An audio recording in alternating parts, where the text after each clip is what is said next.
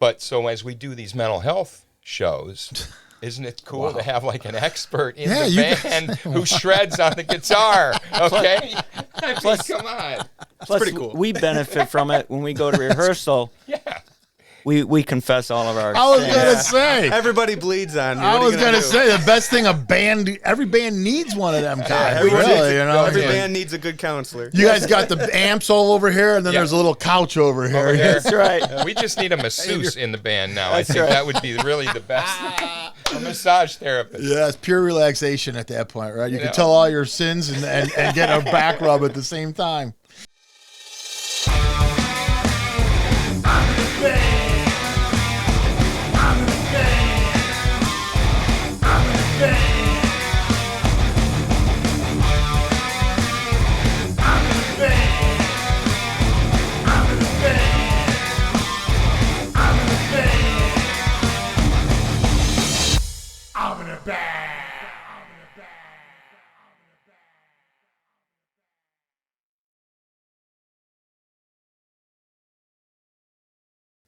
Welcome back, everybody, to another episode of Level Up Cleveland.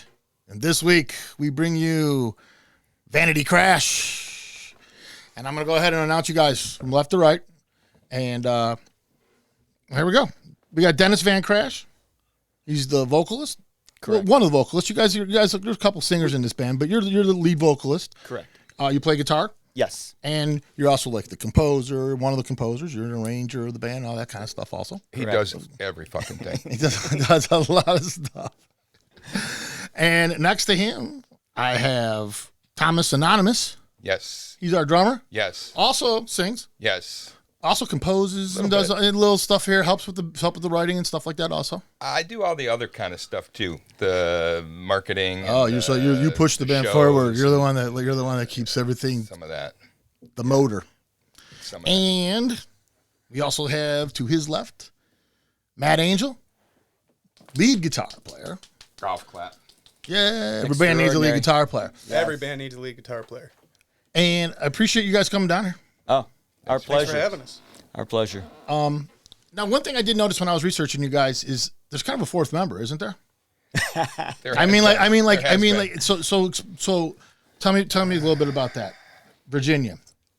Virginia. That's what I'm thinking. That's what I'm talking about. I see, because she's all over. Like if you're looking up you guys, you're going to see she's all over the place. Correct. So who's Virginia? There's a real Virginia in this case. Virginia Plane Crash. And she worked with us just up until January. And she just had to bow out due to numerous reasons. Life happens type reasons? Life happens, yeah. And she's definitely missed. She brought not only her vocals and that, she was a great percussionist, but she wrote and she brought a certain levity to the band that was nice. Yeah. Okay. So so if people start looking up and they see, they're gonna think either we forgot about somebody or something. So I wanted to clear all that up. No, that's good. And we've adapted over the course of this spring to just the three of us at the moment, and I think we're going to kind of plow through that at the moment. Okay. It's the three-piece. So before we get any farther, real quick, when I announced you guys and the instruments you guys play. And one thing I noticed when I was researching you guys is there is no bass player in this band. At least there's nobody playing a bass. Let's just say that. So how do you guys pull that off?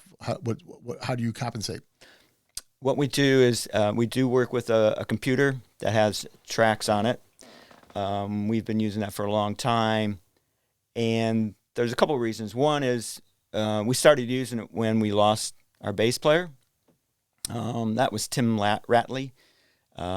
He had to take a night job, and we just couldn't rehearse because he was doing second shift, and that's when you always rehearse. At that time, we just finished doing a bunch of recordings, so we had all the bass tracks and things like that. So we said, well, let's try doing this bass thing. And it's something I did back in a band I called Q Up. So I was kind of familiar with where we were going to go with it. What's happened is it's evolved not only just applying the bass, but we operate our lighting system through that. that coordinates and is synchronized to our songs, and we also have videos that do the same thing. Oh, cool. So we have a full package. So it's really kind of come together. I see. The bass are all live, except they're on I understand. digital. It was played. Somebody actually played it, but it's not created through like a Pro Tools or something like that. It's actually somebody playing it, but it's just done on a. So you guys are playing to a click track basically on stage also and all that kind of thing. That's correct. So Yeah, a little bit of a misnomer on the click track. Yes, there's a click track, but what I'm, as the drummer, what I'm locking into is the bass line, just Okay. like any other band would do. yeah. The So you're difference- listening. I'm listening to just that like if there bass was a bass player in my ear. Absolutely. The difference is this bass player doesn't make mistakes every night. Well, or he makes the same exact mistake in the same exact spot. And so I've learned to lock in on that. Yeah. And it's a live, bass line. It's not a synthesized line or anything. So there, to the viewer, there is no difference. Yeah, you can't actually. tell. No, not to the sound and the playing. They'll look around and go, I don't see somebody carrying a big ass 4-string bass. Where is that? It's Right, like- and this kind of we've had other people in here that do similar things to this, and we find out this makes it kind of more difficult because in a band you can kind of screw up a little bit in a band, and everybody knows it, and they kind of pull you through that screw up, right? Yeah. But when you have somebody that can't do that, the bass player here Yeah. can't do that, so Yeah. you have to be right Always. on always, or Always. if you don't, because if something goes wrong, that bass player doesn't adjust. No, That's or correct. you have to be able to get back to it. Okay. Right. Oh, so yeah. You see, there's a trick. In fact, Yeah. I play with time a little bit. We'll play a little ahead of the beat. You can get on top of it. You can be right down the dead center of it. You can lay back on the beat.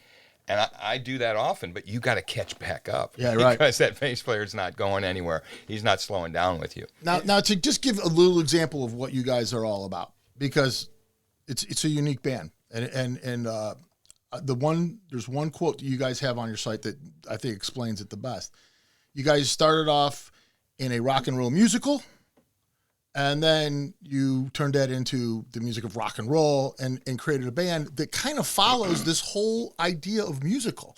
Like there's a, you've already said that there's a theatrical visual that you guys bring to the show. But just by listening to your music, you can tell there's like a visual going on in your head when you're listening to your music. There's so many different things happening, and I don't even know how to explain it sometimes, because it's more almost like you're listening to a musical. Some of this stuff really is that way.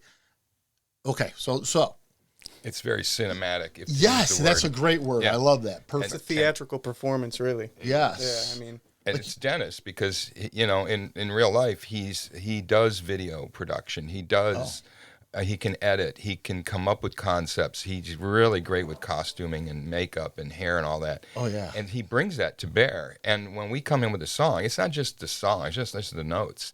It's the whole concept. It's what the visual is going to be like. It's what the lighting is going to be like. He programs all the light. We have a fog. Oh, we have you do all lasers. that? All of that I do. is pre-programmed. And then when we play live, the idea is to take it to that next level, because there's nothing like live music in your face. It's not like hit and play on a Totally different. CD or something. Especially when it's the kind of music you guys are playing. And the other thing about you is, not that you're anything like this, but it reminded me of like the Rush thing in your head, because when I'm hearing the music, I'm like, wow. And then I'm like, there's 3? You know what I mean? Like, you're like, at first you're like, oh, I can't wait to see this band, and then you're like, there's only 3 of them. So that was always the thing.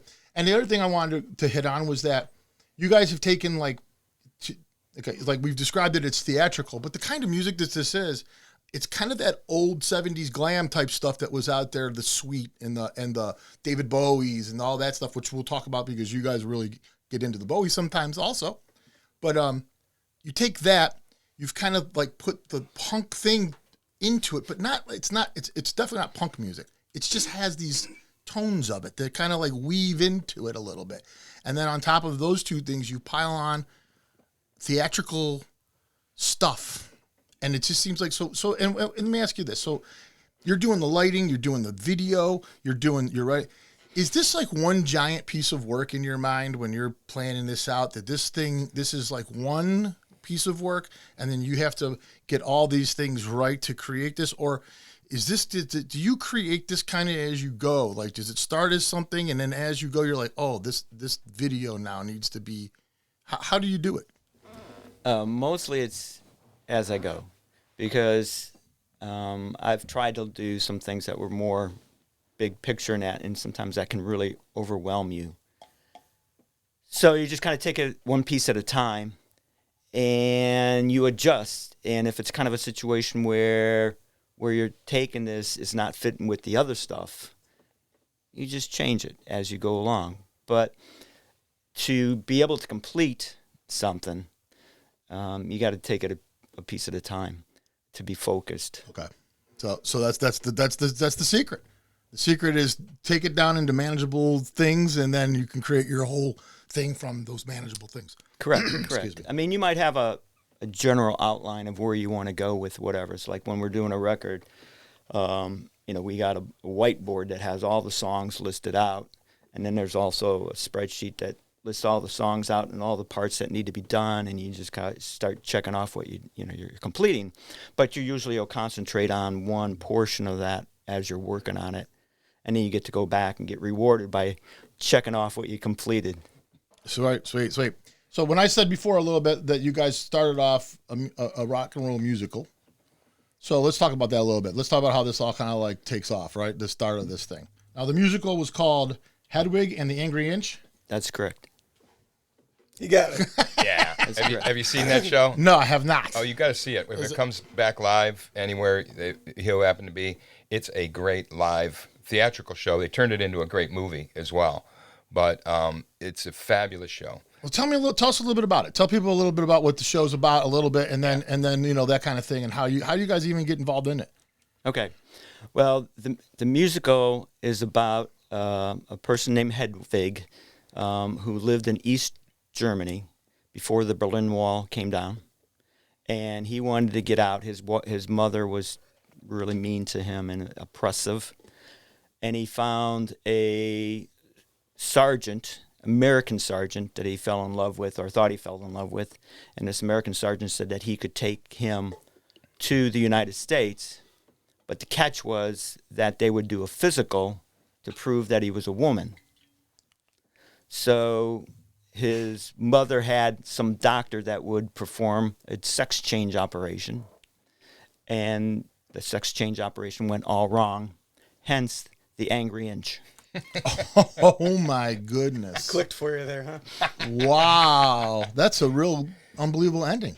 Well, that's not the ending. I mean, that's unbelievable. That's the That's the ending of that story. That's the beginning. Oh, that's how it starts for the poor guy. Pretty much. Right. Oh man! But the story is actually very, very has a lot of depth to it. The main thing is trying to discover yourself, to realize that you might have two parts to yourself, and how can I bring these two parts to come together to be the same one in and of itself. So that's kind of like a big picture of what's really going on in the story. I got involved with this. I had a band called Q Up, and my lead singer, Allison Garrigan, amazing singer. She was in theater, and I was in theater too, not as a performer, but I was writing music for theater. And she got hired to be one of the actors and also to do the costuming. And that was at Cleveland Public Theater. And they were looking for a music director, and she suggested me. So I went in and interviewed, and they hired me, and then I went out to find a band to be part of that production. And that's how it all started. The whole idea of the show is that the band is called the Angry Inch. Okay? So it's Hedwig and the Angry Inch, just like it would be. Oh. That's correct. A band. Yeah, and what's different than like what you have with a lot of musicals where the band is in the pit or off stage or something. The band's on stage. I mean, it's actually a concert performance Right. at a club, And you represent the Angry Inch. The band actually Yes. represents the Angry Inch. So whatever that comes from them is like the performance of the Angry Inch. That's correct. So you're correct. actually an actor. The band is. In that case, One of yeah, the we performers. were a little bit of an actor. Yeah. We got stage directions and things like that. pretty and- interesting. That's And, neat. some of us had a few lines and usually just ancillary stuff, but it really focused on two people, Hedvig and Yitzhak, which was Allie. And Yitzhak's basically a transgender man in the play performed by a female. Oh, And Yitzhak's kind of like Hedvig's sidekick, and Hedvig is very mean to him or her, however you want to call it. that's it. And that's pretty amazing though that the band they actually have the band. So, real quick, the thing that automatically I'm thinking now is you were into this making this kind of music then before this ever happened. This didn't bring this out of you. This just is kind of what started this. Correct. That's how it happened because they got this band together and it was killing. I mean, Dennis he's shy about, tooting his own horn, but this thing sold out. It was tremendously popular.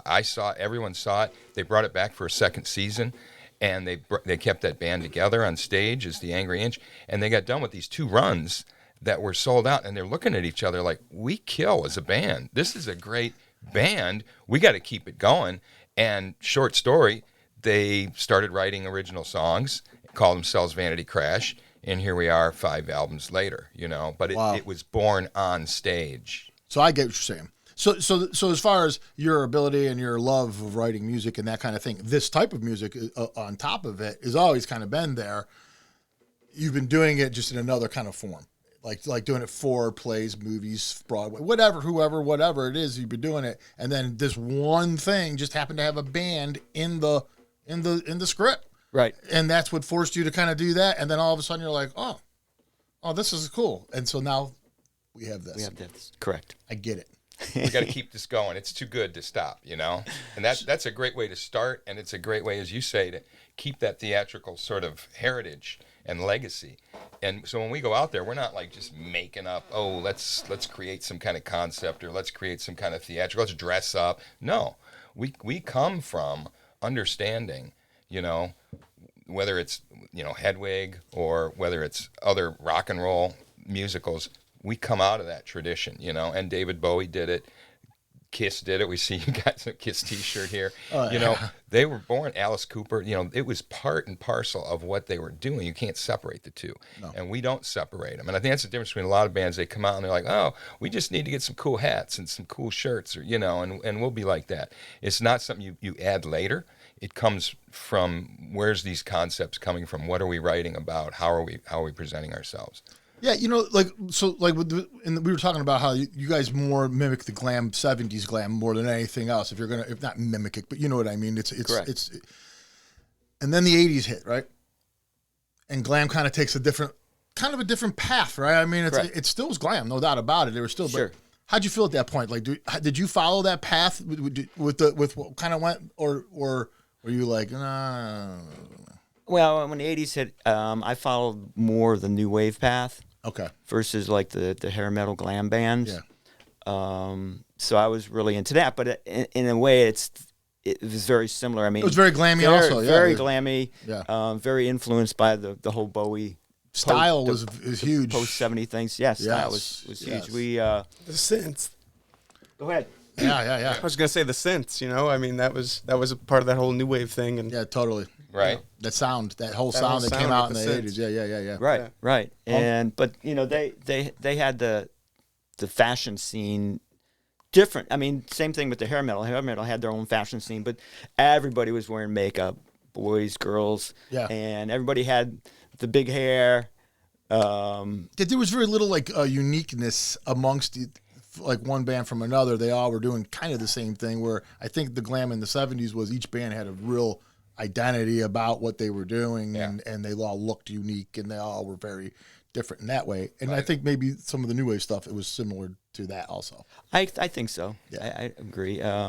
We do a song called Dance Music, which is coming on in the next record that we're doing, and found this video clip of from the 80s, and it's just fun to watch.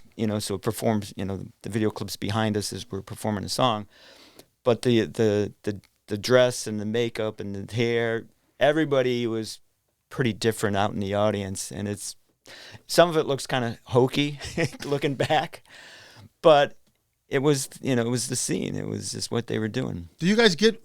Does the crowd dress up for you guys at all? Do you get that whole thing? Oh yeah. Really? Yeah, Well, there's some that really come dressed up, Ready for the show? Oh yeah. That's cool. That's cool. We had this little kid. We did this show in Fremont, Ohio, at the Strand Theater. Yeah. I had this little kid, and he nailed the David Bowie Life on Mars video outfit. It was He had- identical. had the Identical. hair. Really? I mean, he had the suit. The I mean, It's all right. It's all right. face But we've paint. had this before where people just come dressed in Bowie That's cool. outfits That's or cool. just their own personal glam. We had this guy that was working at the Bop Stop from Oberlin. He was an intern, and he came and he had all the makeup, but he had this real T-Rex look to him, and he just nailed it. Except he wore like a skirt, and it was fun. I mean, and we embrace all of that because it allows people to be who they are, Yeah, sure. whatever they are. But I want to talk about your lead guitar player, Yeah, man. and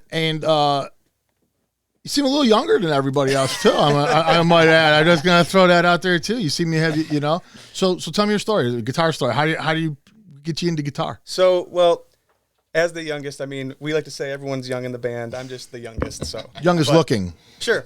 I mean, we all look great. I mean, these guys. Oh, yeah. They take care of themselves. I Yeah. mean, they're with it. So, but my story. I bought my first guitar from Scooter. Lincoln? Yep. Really? So- Are you a Parma guy? I'm a Parma guy. Seven Oh. Hills, technically. So he was working at making music, and I think I was 9. I got my first guitar. It was like a cheap knockoff Fender Strat, and I saw his hair, and I'm like, I want to be like that guy. Dude, this is amazing. So I get my first guitar from Scooter. I take lessons at Cleveland Music, which isn't even around anymore. It was down the street. And, I kind of was rolling with it. I played viola in the orchestra. I played saxophone. But guitar was, it was cool. It was my thing. And, I played it all through high school, jazz band. I started forming a band. I was in a band called Orchard Park where we played like the Parma Ribbon Rock, all that local stuff. And, then college hit, so I go to college and kind of fell off the band scene, fell into the college scene. And then actually, I lived in Seven Hills, and actually Brian Hager moved next door to me. Brian Hager. So all This these- is just a Alan street, Hager. just going So- right down the road for us. Everybody that you've had pretty much on your show thus far, I have some kind of connection with. Right. Seems like- So Brian needed, I was in a band with him called the Tie Downs. He needed a bass player, so I play bass too. I do the backup vocals and stuff, but he needed a bass player, so I was filling in for the Tie Downs. It turned into one of my main bands. That I was back in the music scene. It felt really good. And then Brian and I were talking one day, and he said, "Hey, my friend Dennis, he's looking for a guitar player. You should audition." And so I did the audition. I think It didn't go very well. it sucked. Honestly, You know. it was No? a mess. They took 2 years to get back to me. No, it went great. I fell in love with the band. They fell in love with me. It was great. We had a really good chemistry. I mean, Oh yeah. after And real quick, Brian Allen Hager, he's got history with you guys also, Oh, right? yeah. Like Yeah. he was actually played with you guys He at one point. was the coming off the Hedwig thing. Not everybody ended up coming into the band, and we needed a bass player. So Brian became the first bass player Okay. of Hedwig, and then when Chris Viola, our first guitarist, left, Brian took over as guitars, and then Tim Ratley came in as play bass. Okay. So Matt, real quick. So like I said, you're a younger guy. yeah, I'm assuming you like a lot of the guitar guys that, like Eddie Van Halen, yeah. and, right? I mean, that's, I think we were talking earlier, you're into Slash, you're into Angus Young. I've seen all those bands since I was a kid. I mean, that's what I grew up on, and that's what I continue to listen to. Like, I got an AC/DC tattoo with a little Dreamer for Van Halen. You know, I actually got that 2 days after Eddie died. Wow. And, like, that's just what I grew up on, and that's what I like. You know, I embody Slash. I dressed up as him for Halloween multiple years in a row. So I get a Les Paul. I play SGs. That was like my path. So are you so let me get this right. So what you guys are doing it's not necessarily the same thing as what we were just talking about. But however, what I do see in a lot of times with bands, you have a certain thing you're doing, and then you put like this hard rock guy, guitar guy into your band, and then all of a sudden you've created something that's so palatable and so but unique, but it gives it such you almost don't need a bass if you got a hard rocking guy. Yeah.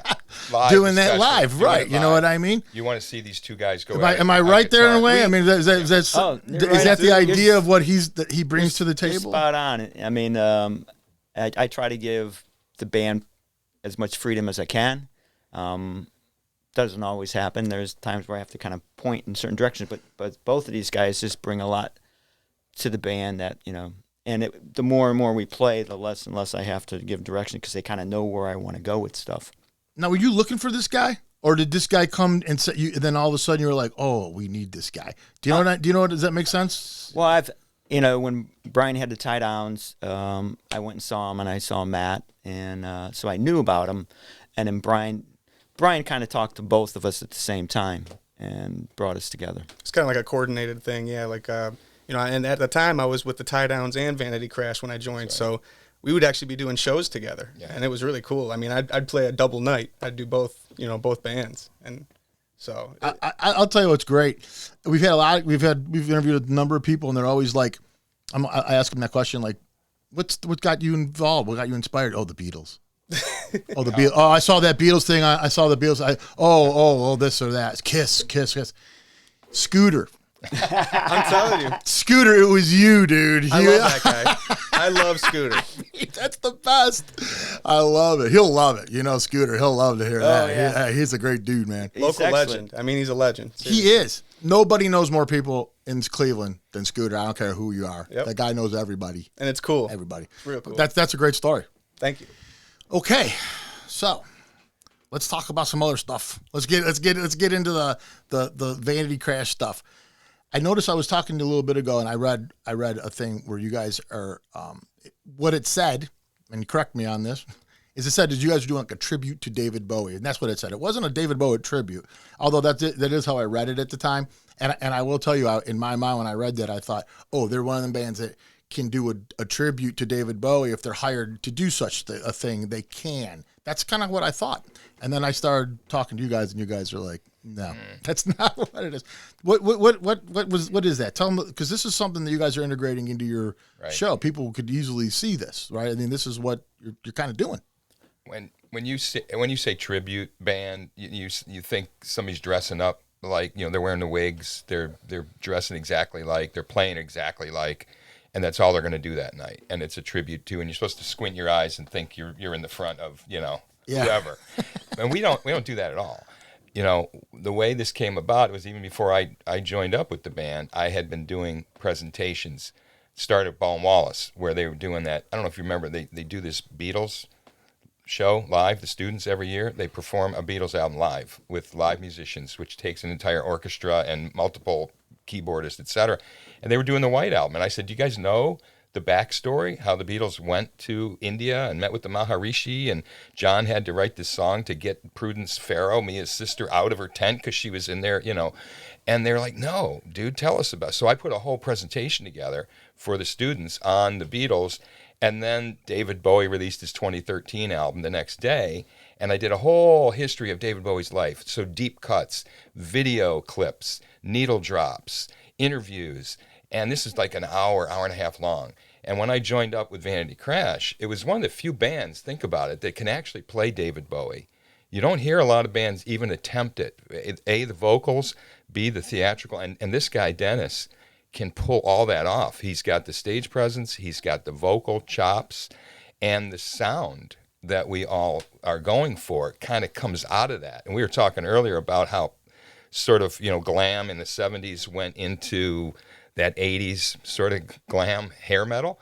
They also remember punk was inspired by David Bowie. All of those punk artists were at David Bowie's final concert, And so we more go down that path of how punk sort of, and glam come together. I got you. So when I joined, I had been doing these presentations, and Dennis and I had to talk hard about, can we put these together? Because I was sort of doing a lecture for an hour on the history of David Bowie, and then the band would come out afterwards and play some David Bowie, play our own originals. We've always done at least 50% originals, even when we do these shows that are themed around an artist. And now these days, we start with the band.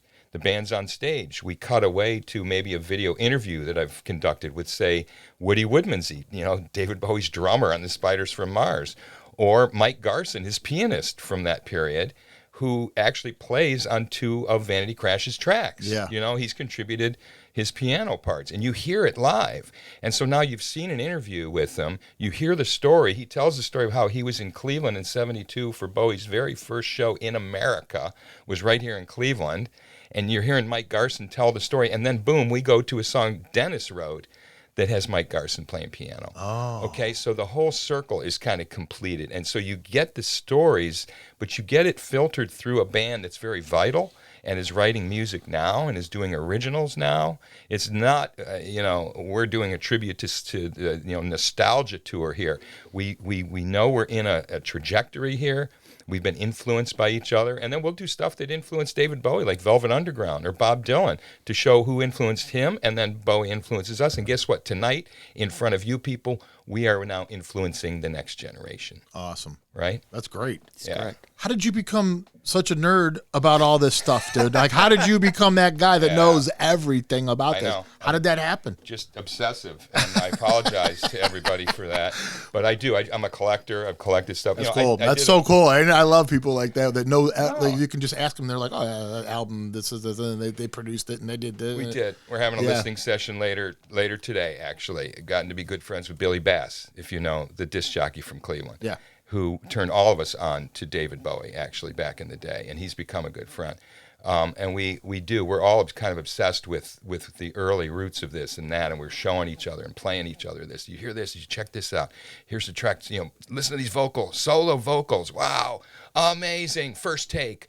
Bowie did 95% of his vocals. First take, one take only, Wow. When you listen to that stuff, you're like, that's why the passion is in there, But the more you study, now certain artists, I don't know, man.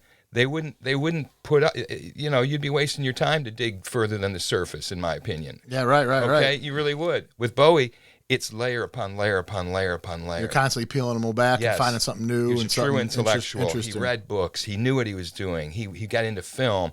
He got into stage, theatrics. His lyrics were very dark. And this last show we did on mental health, Aladdin Insane. What does that say? Aladdin Insane, right? I mean, he was speaking about his own mental issues way before anyone even realized. We're all singing along, rock and roll suicide. Oh, dear, that's like he's talking about suicide. Yeah, right. So we've kind of looked back and pulled these things out, and I can't stress how much Dennis brings to the picture, and Matthew live to do these searing guitar and to get the live energy of it, because it's not just a boring lecture at all. This is a rock show. Yeah, right. And the people that are coming to stuff like this are also like insanely like they're like, oh, we love David Bowie. They're deep into it. So you're right. These are the super fans of that. So right. you have to pull this off, or else Right. they're not buying it, right? Right. Like you gotta do this fake it. right. Nope. You got to get down on your knees and do the shredding solos. You got see you've to done go that. out in the audience. Yeah, and even a lot of shows play this next year. to them.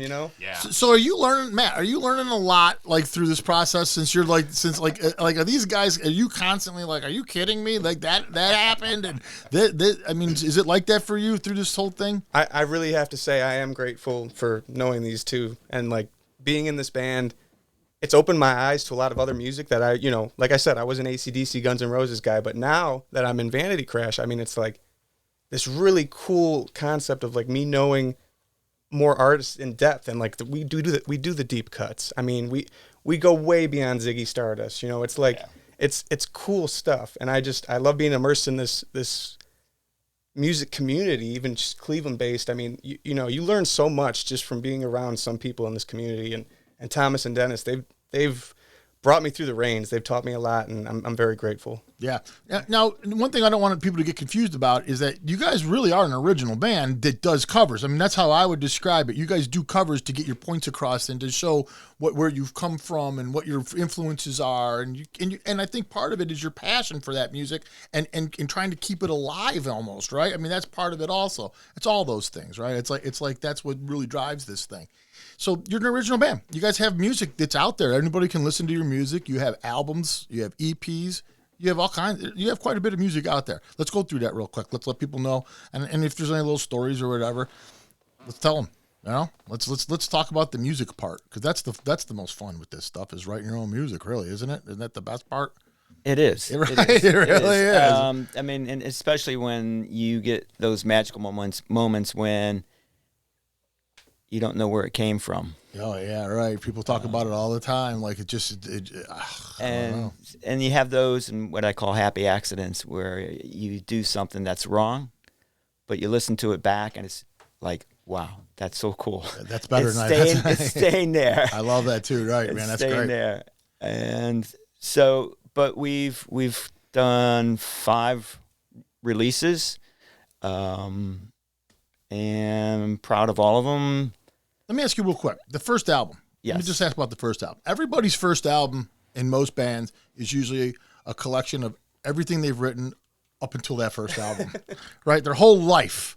That's why so many bands' first albums are like their best albums, right? Because there's like 20 years of music into that first one.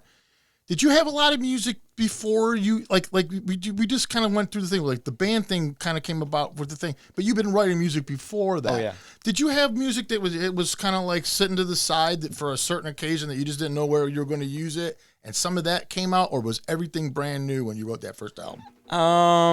I would say 80% of that was all brand new. We had 3 primary writers at that time, and we had a different lead singer. It was Dan Foligno, who was the lead actor of Hedwig and Anger Inch, who's probably one of the most talented persons I've ever worked with. Not only he could write amazing songs, but he had an amazing voice. But so he came in, and then we had Chris Viola, who's the guitars, and he was prolific, and he had a band prior to this called the Viola Contingent, which I happened to play bass in. So we had a relationship, but and then I had my stuff. So we had everybody contributing. I think there's only a couple songs that were like written early, but all of a sudden when we got together as a band, it was just one of those fertile grounds where we just kind of like exploded and just went at it. And so that's how that first album happened. I got you. All right, let's go down. Let's go on the list of albums that you guys have put out, and I do want to stop on one of them, because the second one, Yours Justice, that was number 2, right? The second one you're up, and the cool thing about that is it's a concept album, but you know, sometimes I think concept albums are okay if they're done right, and sometimes they're not done right, you know. So I'm like, I'm gonna go on and read about the concept and see what this is, and right away, it's about a guy. Let me tell the story. Go ahead, dude. Let me see if I got it right. It's about a guy, wife cheats on him, and he gets so upset about it, it turns him into a serial killer. That's about what it is, right? That's correct. I loved it. I'm like, no, that's something I would get into. That's a book I'll read. So tell me, how does that come about? How do you come up with an idea like that? Like, real quick, where does that come from? That originated with Dan Foligno. Being an actor, he had this storyline, and so that was primarily him and I, as far as like contributing to music. He said, these are my storylines. This is where things are going. Can you write? He asked me, he says, can you write pieces for this part? I got you. And we ended up with, there was probably 26 songs we wrote. So we had a lot of material. And then the next challenge was trying to record it, which we never ended up fully recording. That was only half of the story that was on that second record. Oh. So there's a part 2 hanging out there somewhere? There's a part 2 hanging out there. A number of the songs that were part 2 ended up on some of the other stuff throughout the other records. Yeah. Songs like Blondie and Oh, so that was supposed to be into part 2. Right. I got you. So you got it. You might have to just go out there and piece part 2 together. Is what you're saying? And if you figure it out. Someday, who never knows? We'll go with that. All right. What was next then? What did you do after Rock and Roll Justice? The Rock and Roll Junkie. Yeah, that was the third Okay. record. My personal favorite. Is that the first one you're on? No, Oh. so I'm only going to be on the new one here coming up. Okay. But that's my favorite record. Okay. I think does that have restraints on it? Yeah. Yes. Yeah, real hard that, rock. That album. was part of record number 2. Oh, really? Yeah. Oh, I see. Okay. Restraints. So you had restraints on here? No, Oh, never made it was. there. It didn't make it here, and then you. It was for part 2. I mean, we had the Oh, I songs see what you're saying. segregated out. I see what you're saying. So the story went on. That was one of the songs that would go on to part 2 if you were to do a part 2 of this. I got you. And then you did the Phantasmagoria, or is that the new one? That's the latest one. Love was the next one. Okay. Is that the one with Mike Arson on it? No. Yes. No. Maybe. I don't know. I can't keep track of where the songs were on which record. No, he's not. His name's not on here. I don't Okay, think. then he came on Phantasmagoria. Then. Okay. Yeah. And then Phantasmagoria, that's when Thomas came on, and we had 2 other female singers with us at that time. And Yeah, it's a much bigger band in the picture is, here. it It's is. pretty cool cartoon work though. I like the cartoon thing. yes, actually, one of the things we also tried to do is embrace local artists, not only musically but visually, and that was done by Gary Dumm. If you're familiar with that, he worked a lot with Harvey Picar. Yeah. Oh, really? Yeah. And Legendary. Yeah, he did that cover, and he did This one wife. also. That's his wife, Laura Dumm. She did that cover. Oh, really? That's cool. So That's every beautiful. the records have different nice artwork, and some of that artwork ended up on T-shirts and stuff like that. Now, Right.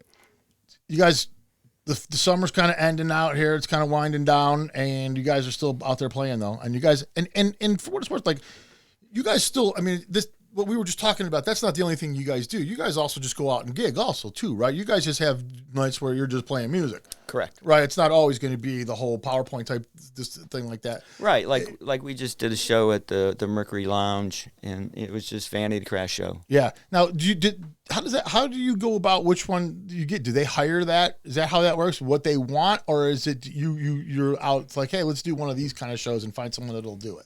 They know in advance what we're trying to promote at that time. So Okay. we'll have, like coming up this January, to align with Bowie's birth and death, because they were just a few days apart. We've been doing an annual Bowie show that we talked about earlier about not a tribute, but more Right. of a presentation in that. So we'll be doing that again. We usually theme that to a specific topic. It changes every It changes time we every do year, it. so it's different Yeah. every year. We've been doing it regularly at the Bop Stop over at West 29th and Detroit Avenue. Probably one of the nicest venues in town that everybody can see. It's got tiered seating, and it's amazing sound. It was built for jazz, so we're like the only rock band that plays there. So that's a regular, and another regular is playing down at Jilly's Music Room down in Akron. But you guys also have to have a room that's also like conducive to the whole theatrics that you bring also Right. too. Kind of Good like sight it's got yeah, right. Like Need it's got you video got to have screen. all, you got to take all that into consideration. All of Correct, that. correct, It's correct. a challenge, yeah. We can do just straight up rock band, we're going to play the Rock and Roll Hall of Fame here, just stand and deliver kind of stuff. Yeah. That's what we do. We're a band, Music first, basically. Music right? first, Yeah, right. right. But also remember, there's the outfits, there's the costumes, presentation, there's whatever lights we can bring. We'll bring our own lights, our own fog. We'll bring what we need to do to raise the level. Even a straight up rock presentation, Makes a huge difference. it does. Huge. And people look and go, wow, what are they doing there? Maybe we don't have, and we still have video if we can bring it, because every one of our songs, even if it's not themed to these big programs, every single song we do has a video attached to it. No kidding. So if we can find a way to project that, we have multiple projectors, TV sets. We jack into the TV sets in the bar, Really? Oh yeah, we If know we how to can, do that. sure. If You we guys can, hijack the whole place. You Yeah, guys take yeah, over. yeah, Everybody's cell phones start going Yeah, crazy. exactly. Oh, if we could figure that out, we would totally do that. No, I got the same switcher you guys have. That's the Black Magic A-Town, right? Oh yeah. Right? So what it it's is, the A-Town. same thing. We use this, send it out to multiple screens. If we can, even if it's straight up rock band stuff, we got a video for every song. That's so cool. You guys Right. are doing all this live on stage. Yeah, we do it all live. Right. We do it, and we're switching from the stage. Who's doing the switches? You got somebody to do that for you? I mean, please tell me you're not on the drums and you're over there tapping buttons with the Well, drumsticks. we That's tried that. Exactly what we tried did. that once. With Once. my left hand on the offbeats, I'm switching. I got a monitor here, and I'm switching between the camera angles. Yeah, I'll send you a clip. It's hilarious. It was a little Cool tough. stuff. I definitely want that clip. Yeah, if you have that, I want to see that The for sure. I'll put problem that in is the show. almost all of the clips were on himself. Well, that's just a natural. There's a close-up camera. Right? I mean, He's not conceited at all. I got you in one just- clip. But we do those one-off shows though too once in a while though, where it's like it's just the band. Like we did a show for my birthday last February, and we hired 13 bands, and Vanity Crash was one of them. It was at the Maple Grove actually, Nick Right. Suma and all them, and Oh, yeah. and love 'em. We'll bring our show to wherever basically we can play. I mean, we'll play anywhere, and it's if we can bring the lights and the video, cool. But like if it's just the band, like I filled in on bass that night. right. So we, That's right. Right. we make it happen wherever we're at. We're pretty adaptable. I mean, Yeah. we just this past summer we released a bunch of just unplugged videos that we did. Yeah. And we just went around town, just got our acoustic guitars and played the songs for our fans. Different. Wow. And so That's we cool, can, man. We can drop in and do anything. We don't need that computer. No. You guys, it's cool that you guys have so many things you can offer. Right. Yeah. Like you have, and you're not going to like get bored of what you're doing anytime soon when you got this much stuff going on. It's kind of neat. No, you're Right. always spicing it up. Yeah, man, and make it interesting for yourselves, not just for everybody. It's that I think that makes a huge difference. Right, Yeah. right. And going back to like the acoustic things, that kind of like brought a different thing to us. And so we've been considering maybe doing these real personalized house parties, like that Smaller venues and just get, because it's we or more personal, more. Yeah, we've- only 10 screens. Keep it a little limited. And I mean, two fog machines. we've played big rooms and medium rooms and things like that. But when you've got somebody that's just 3 feet away from you and you're playing to them, there's something about that person, that being so personal with your audience. And Yeah. so we'll never know. We're always kind of changing things up, making it interesting. You guys got any gigs booked for the rest of the year? I mean, it's going to be September, October. What you guys got stuff? We do. We've got stuff down at Jilly's in Akron. It's kind of a regular gig for us. We have a Halloween gig we got Oh, really? planned Is for it- Bob what- Stapp. It's like the Saturday before Halloween. Oh, that's cool. Yeah. I believe it's What, the 28th. Yeah. And what's going to be interesting about that? I'm doing a reunion with Q Up, which was like an industrial goth band with Allison Garrigan, who brought me into Headwing and things like that. Has an amazing voice, and we haven't been out for 10 years, so that will be a unique. Oh, that's great. Yeah. Cool. And then we got the Bowie shows booked in January. And again, the theme changes every year. So last year it was this mental health thing, Aladdin Sane. It was also the 50th anniversary of Aladdin Sane, the album. But for 24, we're going to do David Bowie in Cleveland.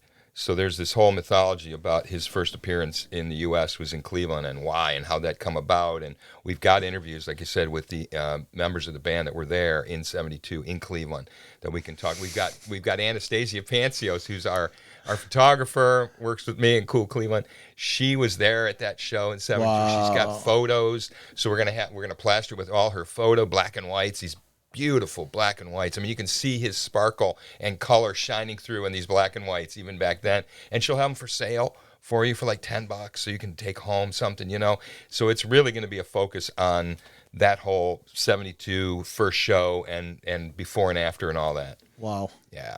You guys like I don't know that there's another band out there that does the stuff that you guys are doing. I mean, really, it's a completely unique thing that you guys are doing. It's like an educational It's a lot thing of that's work. going on top of just entertainment. It's like a little bit of everything, right? I mean, This guy here, you got to say, multi-talented. And again, when you've got a guy who can do video and edit video, who can, perform on stage, who's this amazing guitarist, writer, can write great rock songs, arranger, okay? Then he helps us with our arrangements, with our vocals, okay?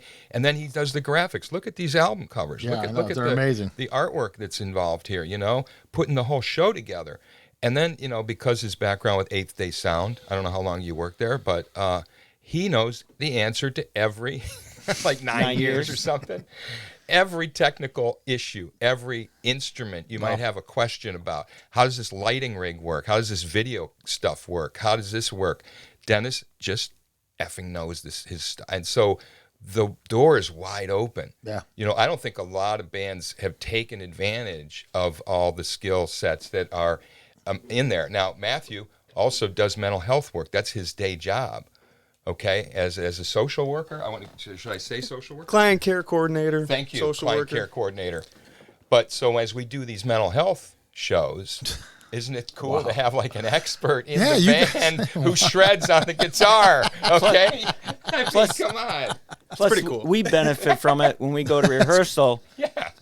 We confess all of our I was sins. gonna say. Everybody bleeds on me. I What are was you gonna do? say the best thing every band needs one of them guys. Everyone Really, needs- you know. Every Yeah. band needs a good counselor. You guys got the amps all over here, and then Yeah. there's a little couch over here. Over here. That's right. We just need a masseuse in the band now. That's I think right. that would be really the best. A massage therapist. Yeah, it's pure relaxation at that point, right? You Yeah. can tell all your sins and get a back rub at the same time. Guys, thanks for coming down. That's Hey, all the thank time you we got, so man. much for Thank having you, us. Brian. This has Yeah, been I a blast. appreciate it, man. Thank You you very guys, much. this was a lot of fun. I think seeing you guys is probably something in everyone's best interest. Oh, yeah. I'll tell you something that's cool about real quick is like you guys are like doing what you can see on the big stages. Yeah. You're doing it in a smaller stage, and you're not charging $75 to $100 to go see you You're right. guys. To We'd come like play. to. Plus fees. Yeah, right. Plus Plus fees. fees, right. Fees. But I'm just saying, that's No. something that if there's one reason to go see you guys, Yeah. it's because you're doing everything that anybody else can do, maybe better, and it half the costs of what you're going to pay to go do it. That's a big thing for me is the local scene, man. It's so much better than Oh, it anything is. else because Absolutely. you can get everything and then some, and it doesn't break the bank. You don't have to just pick one. And it You know? tells you something about yourself when you're seeing people from your own community. You see how we were connecting earlier with him and this person knows that person. When somebody writes a song that comes from your town, that tells you something about who you are. Yeah. That's what art is. Absolutely. It's not so much about these touring artists. Great. I love Taylor Swift too, okay? But how much is it really speaking to me versus an artist from around the corner, relatively, who's telling stories of their life and my life? And we're losing that if we just all go corporate and we all go You're big right, time. man.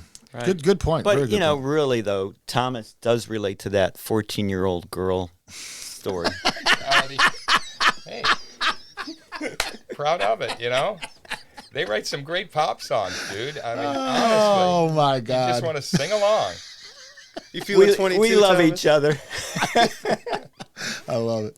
All right, guys, that's it. Thank you very for much. having Thanks Matt. again, man. Appreciate you guys coming down. Vanity Crash. Keep your eyes open. January, you thank guys you. got the other gig coming up.